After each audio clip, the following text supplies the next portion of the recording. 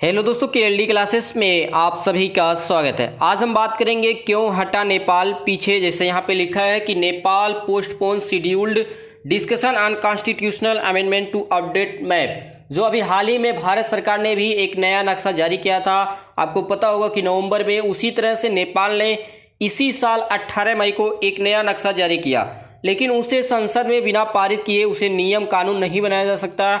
उसे देश में लोगों को आदेश नहीं दिया जा सकता कि आप इसे नक्शे में दिखा सकते हैं। इसीलिए इसे संसद में पारित कराने के लिए जो नेपाल की सरकार है या केपी शर्मा ओली सरकार है, इसे बैठक करके सभी से सहमति लेने के लिए, इसे पास कराने के लिए सभी को बैठक बुलाई थी। लेकिन यह बैठक बुलाया गया, लेकिन जो मकसद था उसमें नेपाल सरकार सफल नहीं हुई और इसे कैंसिल कर दिया गया। और एक ऑप्शन वही लास्ट में बचा कि अब इस मुद्दे को भारत और नेपाल दोनों आपसी बातचीत के माध्यम से ही हल करेंगे, क्योंकि इसके अलावा कोई भी और जो समाधान है, कोई भी रास्ता नहीं है। इससे दोनों देशों को जो तनाव है और ज़्यादा बढ़ जा रहा है, इसीलिए इसे कम किया जाएगा। नेपाल के पीएम केपी शर्मा ओली द्वारा देश के नए नक्शे को संविधान संशोधन कर संसद से पास करवाने की चाहत फिलहाल पूरी नहीं हो पाई है।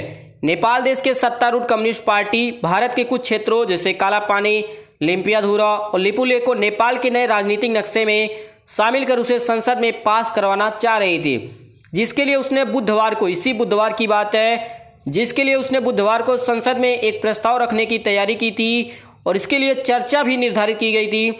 लेकिन अंतिम समय पे इसे अनुसूची से बाहर कर दिया गया कि हम इस समय इस विवाद को हल या इस विवाद पर चर्चा नहीं करेंगे, क्योंकि ये सही समय नहीं है। इसे हल करने के लिए हम दोनों देशों के बीच में जो विवाद है उसे दोनों देश मिलकर हल करेंगे। इसीलिए इस मुद्दे को टाल दिया गया। मिली जानकारी के अनुसार इस मामले में फिलहाल सरकार विपक्षी पार्टियों के साथ साथ तालमेल नहीं बिठा पाई है। जो नेपाल में पार्टियां हैं, चाहे वो एनसी हो और जेएसपी जो पार्टियां हैं, ऐसी कई पार्टियां हैं और देश के अन्य राजनीतिक दलों ने इस मुद्दे पर राष्ट्रीय सहमति बनाए जाने का फैसला किया है। इस पूरे मामले को लेकर नेपाली पीएम ओली ने इसी मंगलवार को नए नक्शे के मसले पर राष्ट्रीय सहमति बनाने के लिए सर्वदलीय बैठक बुलाई थी, लेकिन राजनीतिक दलों में इस मुद्दे पर एक राय नहीं बन पाई है। अलग अलग पार्टी के जो मेंबर हैं उनका अलग अलग मत है कि सरकार इसलिए कर रही है। कई लोगों ने तो उस उल्टा ही सरकार के ऊपर आरोप लगाया कि केपी शर्मा ओली अपनी सरकार बचाने के लिए, प्रधानमंत्री बनने के लिए ऐसे मुद्दे को इस समय उठा रहे हैं। भारत के साथ विवाद सीमा को लेकर तब हुआ जब भारत ने उत्तराखंड सीमा पर अपने क्षेत्र में जो धारचूला जो जिला है उससे लिपुलेख तक 80 किलोमीटर की नई रोड का निर्माण किया। इसके बाद नेपाल की सत्तारूढ़ कम्युनिस्ट पार्टी के भीतर समस्याओं का सामना कर रहे पीएम ओली ने काठमांडू में इसे लेकर हो रहे जोरदार विरोध प्रदर्शन को मौके पर देखा और इससे फायदा उठाने के लिए नए राजनीतिक नक्शा बनाने का ऐलान किया और वो नक्शा छप भी गया था। आप सभी को पता भी होगा। ओली सरकार ने जनभावना को देखते हुए और पार्टी में अपनी स्थिति को मजबूत करने के इरादे से कुछ हफ्ते बाद ही लिपुलेख और कालापानी को नेपाली क्षेत्र के हिस्से में दिखाते हुए एक नए राजनीतिक मानचित्र बनाने की घोषणा कर दी और मात्र 5 दिन के अंदर ही नेपाल देश में एक नया पॉलिटिकल मैप जारी हो गया। और उसके बाद से भारत सरकार ने भी इसका विरोध किया कि नेपाल ने ऐसे जो हमारे क्षेत्र हैं, जो वहाँ के पास के गांव हैं, उसको भी नेपाल सरकार ने अपने नक्शे में दिखा लिया।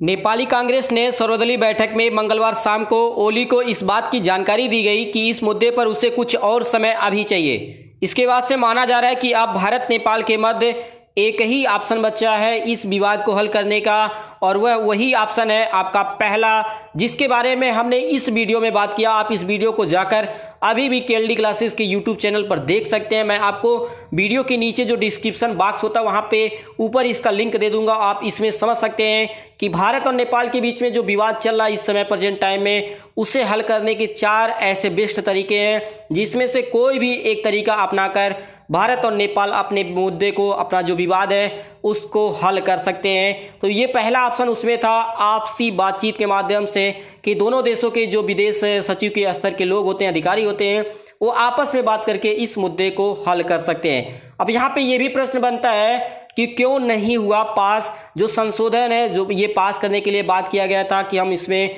संसद में बहस करेंगे और इसे पास कराकर इस क्षेत्र को नेपाल अपने हिस्से में करेगा, तो क्यों नहीं पास हुआ, ये सबसे बड़ा प्रश्न बनता है। इसके लिए सभी को जानकारी होनी चाहिए कि क्या समस्या आई नेपाल सरकार के, जिसके कारण से आज नेपाल सरकार पीछे हट गई। इसके पीछे के 2 से 3 कारण हैं, तो एक एक कारण को हम यहाँ पे डिटेल एनालिसिस करेंगे। तो सबसे पहला कारण ये बताया गया है कि नेशनल असेंबली या जिसे हम अपर हाउस, जिसका कार्यकाल 6 वर्ष का होता है, इस सदन में नेपाल कम्युनिस्ट पार्टी या जिसे एनसीपी कह सकते हैं का 2/3 से अधिक बहुमत है। जैसे जो आपका ये है अपर हाउस है, इसमें टोटल 59 सीट है। आपको इसे समझना होगा, बहुत ही अच्छे तरह से मैं यहाँ पे क्लियर करना चाहूँगा, जिससे आप सभी को समझ में आएगा कि नेपाल सरकार पीछे क्यों हटी। तो यहाँ पे जो आपका अपर हाउस है, इसमें टोटल 59 सीट है। 59 में से एनसीपी जो पार्टी है उसको 50 सीटें हैं। एनसी जो आपका नेपाली कांग्रेस है 6 सीटें हैं। जनता समाजवादी पार्टी नेपाल है उसकी 3 सीटें हैं। तो यहाँ पे जो केपी शर्मा ओली है या एनसीपी पार्टी को कोई भी दिक्कत नहीं होता, कोई भी नियम या कानून यहाँ से पास हो जाता। लेकिन समस्या कहाँ पे आ रही है? लेकिन समस्या तो लोअर हाउस, जिसका कार्यकाल 5 वर्ष का होता है, इस सदन के 275 सीटों में से एनसीपी पार्टी के 174 सीटें हैं। वहीं जो अपोजिशन है, जो विपक्षी पार्टी है, उसमें एनसी के 63 सीट, जेएसपी 34 है। वहीं इंडिपेंडेंस जो आपके निर्विरोध होते हैं उनकी 4 सीटें हैं। तो यहाँ पे माना गया कि जैसे आपको समझना होगा कि कोई भी नियम कानून किसी भी देश में बनता है, अगर वहाँ पे कोई नियम या कानून बनता है तो सबसे पहले ये ध्यान रखा जाता है कि क्या वो नियम या कानून जो आपका जो बिल पेश किया गया है, क्या वो अपर हाउस और लोअर हाउस से पास हुआ है या नहीं। क्योंकि दोनों से जब पास होता है तभी राष्ट्रपति साइन करता है, उसके बाद ही वो देश में नियम लागू होता है। समस्या ये थी कि सरकार के सामने कि किसी भी बिल को पास कराने के लिए निचली सदन में जो आपका लोअर हाउस है वहां पे 2/3 सदस्य उनके पास होने चाहिए। अर्थात कुल 275 का अगर आप 2/3 2.3 निकालेंगे तो करीब 184 सीट होना चाहिए। लेकिन ओली सरकार के पास इस समय कितने सीटें हैं? 174 सीटें। इसका मतलब क्या हो गया कि जो आपका मिनिमम होता है 2/3 थर्ड वाला बात किया गया है, उससे 10 सीटें कम है इनके पास। और यही सबसे बड़ी समस्या बन गई इस मुद्दे को लेकर। और वैसे भी एनसीपी पार्टी में ही ओली को कई सीटों पर भरोसा नहीं है कि वो हमारा साथ देंगे या नहीं इस मुद्दे को लेकर। क्योंकि आप सभी को अच्छे से याद होगा कि कुछ दिन पहले ही नेपाल में एक बैठक में नए प्रधानमंत्री बनाने की बात हो रही थी कि नेपाल में नया प्रधानमंत्री कौन बनेगा, किसे बनाया जाए। क्योंकि केपी शर्मा ओली पूरी तरह से जिस मकसद के लिए उन्हें बनाया गया था, जिसके लिए उन्हें यहाँ पे शासन में बैठाया गया था, उस काम में वो पूरी तरह से असफल साबित हुए। सरकार के पीछे हटने का एक और बड़ा कारण है, नेपाल मधेश आधारित दलों के नेताओं ने चार्टर में संशोधन के प्रस्ताव के साथ अपनी जो अलग अलग डिमांड है उसको भी शामिल करने के लिए सरकार पर दबाव बना रहे थे।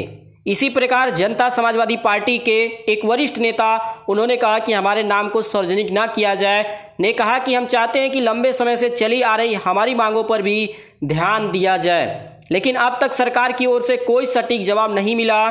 इसके बजाय पीएम ओली ने इस पूरे मुद्दे को पूरी तरह से राष्ट्रीय भावना से जुड़ा मुद्दा बनाने की कोशिश किया। ये जो काला पानी, सुस्ता, ये सब जो विवाद है जो उठता रहता समय समय पे, लेकिन इस बार का जो विवाद है वो बहुत ही अधिक उठ गया।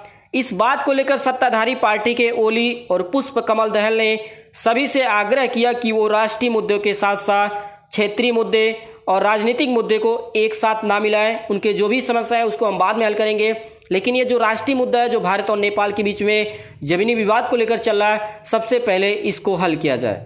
भारत की ओर से अभी कोई सार्वजनिक प्रतिक्रिया नहीं आई है, लेकिन भारत सरकार नेपाल के घटनाक्रम पर नजदीकी से नजर बनाए हुए है। सीमा से जुड़े मुद्दे स्वभाव से संवेदनशील और पारस्परिक संतुष्टि के लिए विश्वास और भरोसा बहुत ही जरूरी है। और इस मुद्दे को लेकर भारत गंभीरता से विचार कर रहा है कि इसे जल्द से जल्द हल किया जाए। लेकिन यहाँ पर एक सवाल ये भी बनता है कि क्या अब दोनों देश इस मुद्दे को हल करने के लिए आगे बढ़ेंगे या इसी तरह से विवाद बना रहेगा। समय समय पे इधर से कोई कार्रवाई, उधर से कोई कार्रवाई, इधर से कोई नक्शा जारी किया गया, ऐसा समय समय पे देखने को मिलेगा। या इससे उस जो बातचीत के माध्यम से बात किया गया कि दोनों देश चाहते हैं कि इसे बातचीत के माध्यम से हल किया जाए, तो क्या इसे हल किया जा सकेगा या इसी तरह से हमेशा विवाद बना रहेगा। दूसरा सवाल यह है कि सॉल्यूशन वाला आप सभी एक बार वीडियो को जरूर देखें, उसके बाद आप सभी अपनी राय जरूर दें कि उसमें से कौन सा ऑप्शन सही होगा, option A, option B, option C या ऑप्शन डी, कौन सा सटीक रहेगा कि जिसके माध्यम से इस मुद्दे को हल किया जाना चाहिए। इसी प्रकार से बने रहिए, जैसे कोई इन्फॉर्मेशन आएगी मैं आप सभी को जरूर सूचित करूंगा। इसी प्रकार से बने रहने के लिए आप सभी दोस्तों का KLD क्लासेस की ओर से धन्यवाद।